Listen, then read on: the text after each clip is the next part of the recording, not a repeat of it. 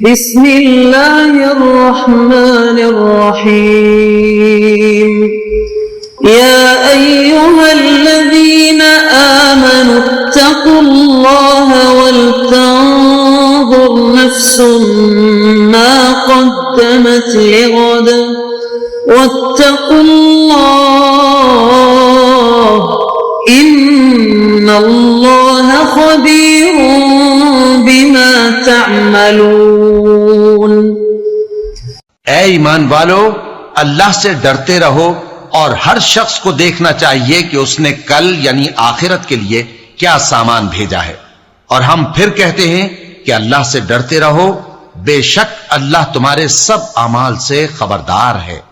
بسم اللہ الرحمن الرحیم، الحمد للہ رب العالمین، والصلاة والسلام على اشرف الانبیاء والمرسلین وعلى آلہ واصحابہ اجمعین ومن تبعہم بإحسان الى یوم الدین۔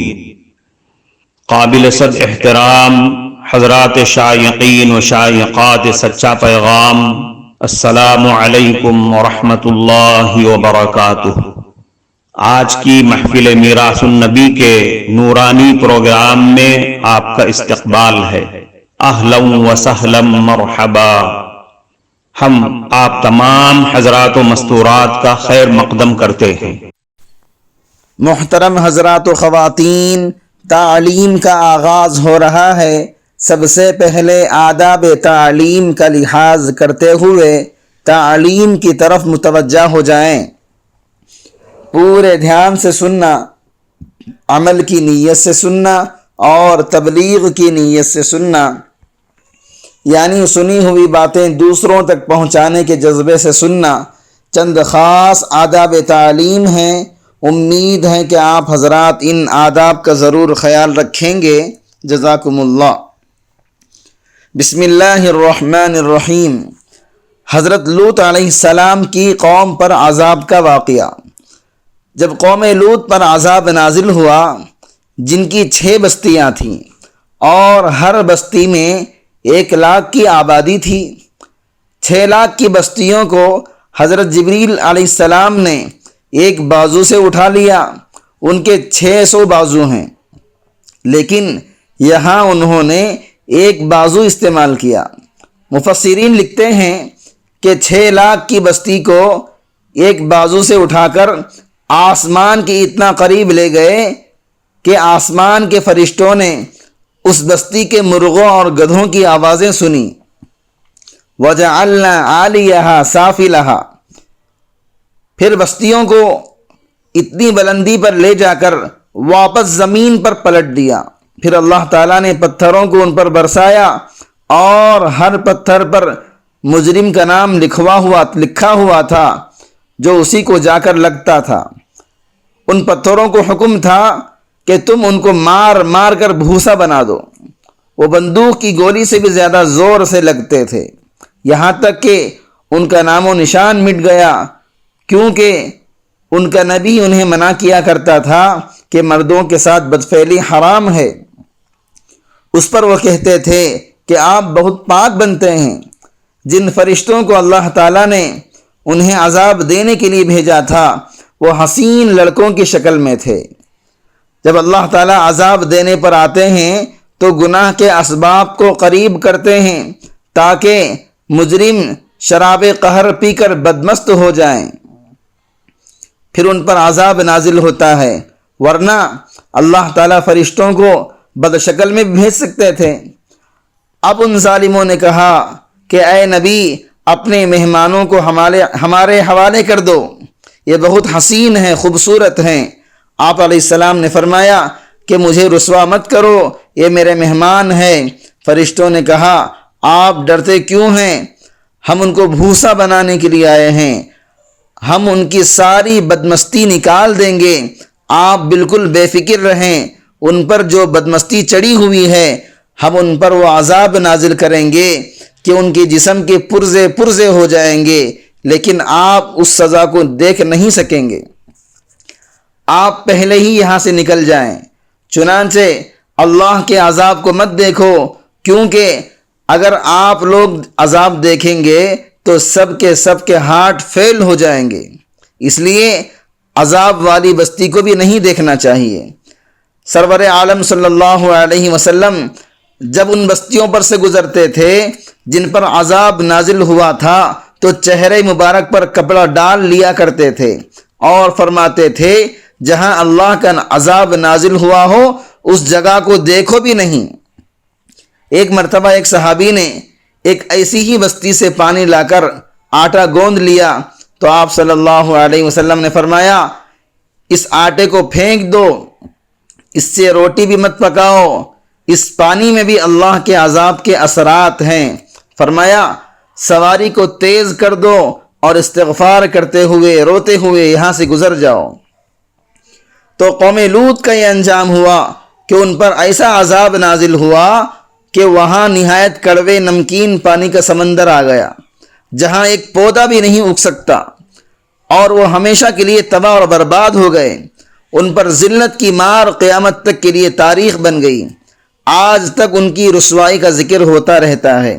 جن لوگوں نے اس قسم کے گناہ نہیں چھوڑے ان سے کہتا ہوں کہ وہ جلدی توبہ کر لیں، ورنہ اللہ تعالیٰ کہیں ان کی تاریخ بھی سیاہ نہ بنا دیں۔ حضرت لوط علیہ السلام بھی نبی ہیں۔ ان کی بیوی نے کفر کیا، ایمان نہ لائی، قوم طرح طرح کی برائیوں میں مبتلا تھی۔ حضرت لوط علیہ السلام نے بہت سمجھایا، نصیحت کی، اللہ کے عذاب سے ڈرایا، مگر قوم باز نہیں آئی اور اپنی پرانی روش پر برقرار رہی۔ اللہ تعالیٰ نے اس قوم پر بھی عذاب بھیج دیا۔ حضرت جبریل علیہ السلام نے فرمایا کہ اپنی قوم کو رات کے حصے میں لے کر بستی سے باہر چلے جاؤ اور کوئی بھی پیچھے مڑ کر نہیں دیکھے گا کہ کیا ہو رہا ہے۔ چنانچہ حضرت لوط علیہ السلام مومنین کو لے کر چلے۔ ان کی بیوی جو کافرہ تھی اس نے مڑ کر دیکھا تو اس کو بھی ایک پتھر آ کر لگا اور وہ بھی ہلاک ہو گئی۔ یہ بھی نبی کی بیوی تھی لیکن ایمان اور عمل صالح کی دولت سے محروم تھی، اس لیے خاندان نبوت کی عظمت اور شرافت بھی اس کو بچا نہ سکی۔ اس سے پتہ چلا انبیاء علیہ السلام بھی اپنے اہل و عیال کو اگر چاہیں کہ اللہ کے عذاب سے بچا لیں تو نہیں بچا سکتے۔ محترم ناظرین کرام، اس دینی اور ایمانی بیان کو سننے کے دوران ہی اس کو لائک کر دیجئے اور شیئر بھی کر دیجئے تاکہ دوسرے بھی اس سے فائدہ اٹھا سکیں۔ اللہ آپ کو جزائے خیر عطا فرمائے۔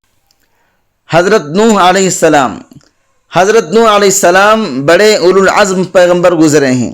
سینکڑوں سال تک دعوت و تبلیغ کے فرائض انجام دیتے رہے اور قوم کی تکالیف برداشت کرتے رہے، مگر سوائے چند لوگوں کے اور لوگوں نے اسلام قبول نہ کیا، اور خود ان کے ایک بیٹے نے بھی اسلام قبول نہ کیا۔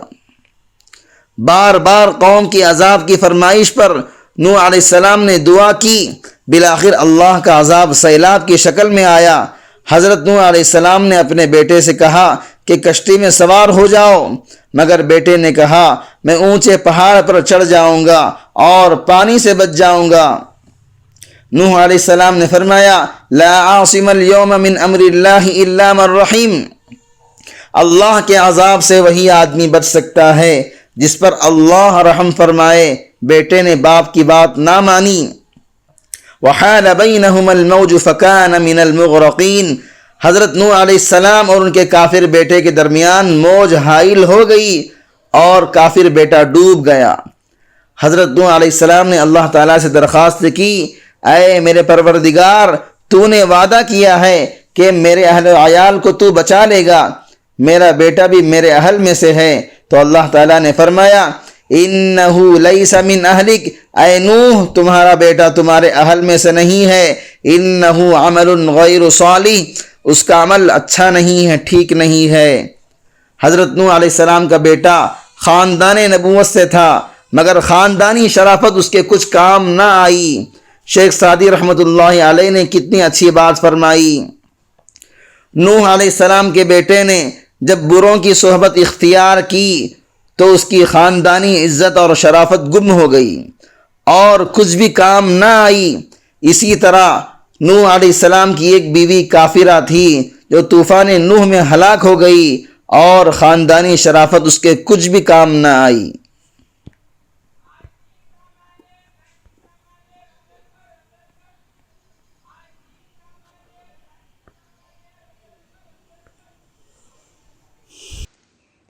معزز شائقین و شائقات سچا پیغام، آپ کو اندازہ لگ گیا ہوگا کہ یہ مضمون کتنا اہم ہے اور کس قدر فائدہ مند ہے۔ کم سے کم درجے میں سوشل میڈیا کے ذریعے سے بھی ہم اس کو زیادہ سے زیادہ شیئر کریں گے تو دعوت کے فریضے کی کوششوں میں ہم بھی اپنا کچھ حصہ ڈالنے والے بن سکتے ہیں۔ لہٰذا زیادہ سے زیادہ اس کو عام کریں تاکہ پوری دنیا کے ہندوؤں کی غلط فہمی دور ہو جائے اور انہیں یہ زمینی حقیقت معلوم ہو جائے اور وہ اپنے اصل مذہبی لیڈر پیغمبر آخر الزماں حضرت محمد الرسول اللہ صلی اللہ علیہ وسلم کو ماننے پر مجبور ہو جائیں اور کلمہ پڑھ کر آپ کے ساتھ ساتھ وہ بھی جنت میں جانے والے بن جائیں۔